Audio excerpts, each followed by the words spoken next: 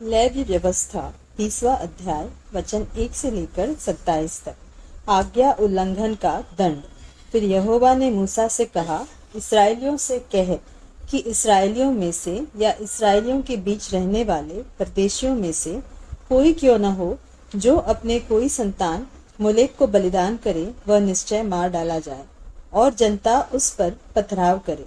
मैं भी उस मनुष्य के विरुद्ध होकर उसको उसके लोगों में से इस कारण नष्ट करूंगा कि उसने अपनी संतान मोलेक को देकर मेरे पवित्र स्थान को अशुद्ध किया और मेरे पवित्र नाम को अपवित्र ठहराया।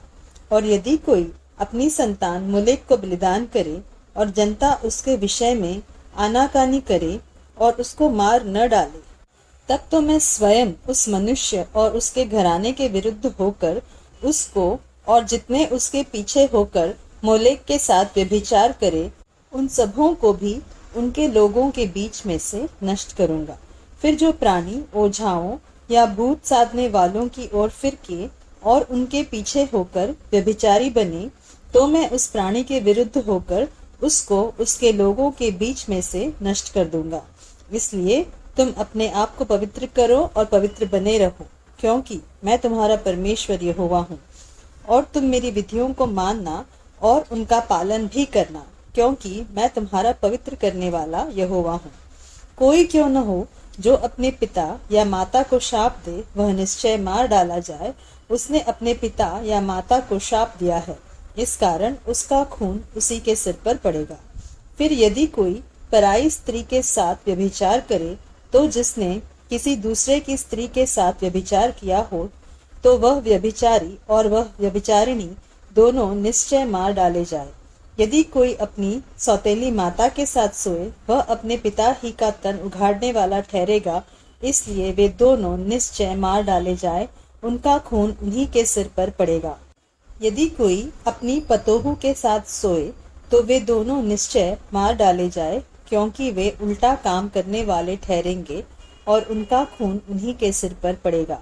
यदि कोई जिस रीति स्त्री से उसी रीति पुरुष से प्रसंग करे, तो वे दोनों घिनौना काम करने वाले ठहरेंगे, इस कारण वे निश्चय मार डाले जाएंगे, उनका खून उन्हीं के सिर पर पड़ेगा। यदि कोई अपनी पत्नी और अपनी सास दोनों को रखे, तो यह महापाप है, इसलिए वह पुरुष और वे स्त्रियां तीनों के तीनों आग में जलाए जाए, जिससे तुम्हारे बीच महापाप न हो।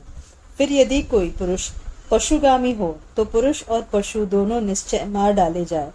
यदि कोई स्त्री पशु के पास जाकर उसके संग कुकर्म करे, तो उस स्त्री और पशु दोनों को घात करना, वे निश्चय मार डाले जाए, उनका खून उन्हीं के सिर पर पड़ेगा। यदि कोई अपनी बहन का, चाहे उसकी सगी बहन हो चाहे सौतेली, उसका नग्न तन देखे और उसकी बहन भी उसका नग्न तन देखे, तो यह निंदित बात है। वे दोनों अपने जाति भाइयों की आंखों के सामने नष्ट किए जाए, क्योंकि जो अपनी बहन का तन उघाड़ने वाला ठहरेगा, उसे अपने अधर्म का भार स्वयं उठाना पड़ेगा। फिर यदि कोई पुरुष किसी ऋतुमती स्त्री के संग सोकर उसका तन उघाड़े, तो वह पुरुष उसके रुधिर के सोते का उघाड़ने वाला ठहरेगा और वह स्त्री अपने रुधिर के सोते को उघाड़ने वाली ठहरेगी। इस कारण वे दोनों अपने लोगों के बीच में से नष्ट किए जाए। अपनी मौसी या फूफी का तन न उघाड़ना, क्योंकि जो उसे उघाड़े वह अपनी निकट कुटुंबिनी को नंगा करता है, इसलिए उन दोनों को अपने अधर्म का भार उठाना पड़ेगा।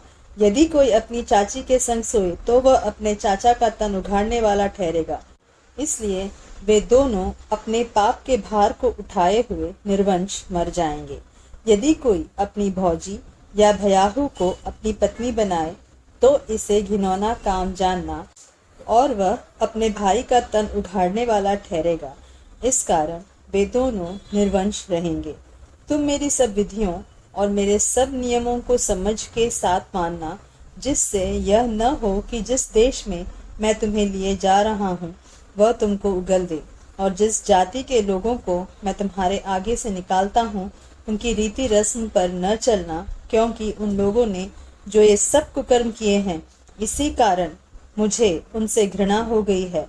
पर मैं तुम लोगों से कहता हूँ कि तुम तो उनकी भूमि के अधिकारी होगे, और मैं इस देश को जिसमें दूध और मधु की धाराएं बहती है, तुम्हारे अधिकार में कर दूंगा। मैं तुम्हारा परमेश्वर यहोवा हूँ। जिसने तुमको अन्य देशों के लोगों से अलग किया। इस कारण तुम शुद्ध और अशुद्ध पशुओं में और शुद्ध और अशुद्ध पक्षियों में भेद करना, और कोई पशु या पक्षी या किसी प्रकार का भूमि पर रेंगने वाला जीव जंतु क्यों न हो, जिसको मैंने तुम्हारे लिए अशुद्ध ठहरा कर वर्जित किया है, उससे अपने आप को अशुद्ध न करना। तुम मेरे लिए पवित्र बने रहना, क्योंकि मैं यहोवा स्वयं पवित्र हूँ। और मैंने तुमको और देशों के लोगों से इसलिए अलग किया है कि तुम निरंतर मेरे ही बने रहो।